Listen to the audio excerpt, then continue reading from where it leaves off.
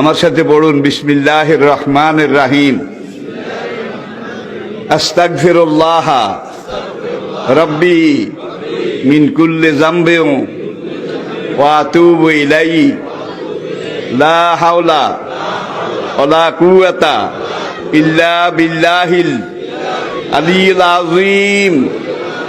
তাওবা ইয়া আল্লাহ, তাওবা ইয়া আল্লাহ, তাওবা ইয়া আল্লাহ, তাওবা ইয়া রাব্বি, লা ইলাহা ইল্লাল্লাহু মুহাম্মাদুর রাসূলুল্লাহ।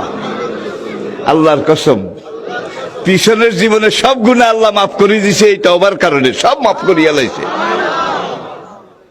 আর কিছু কিছু টেন্ডল আছে, ক্যান্ডা আছে, গুনাহ তো করতে আসি, হুজুরে যখন কইছে অন তওবা করি কিছু ছাড়াই হালাই, কাজ বেনা আবার শুরু করিও, এদের তওবা কবুল হবে না। মনে রাখতে হবে তওবা করছি করছি, শাসা বলবে হালা কইছি কইছি, তওবা করেছি করেছি, জীবনে আর গুনাহ।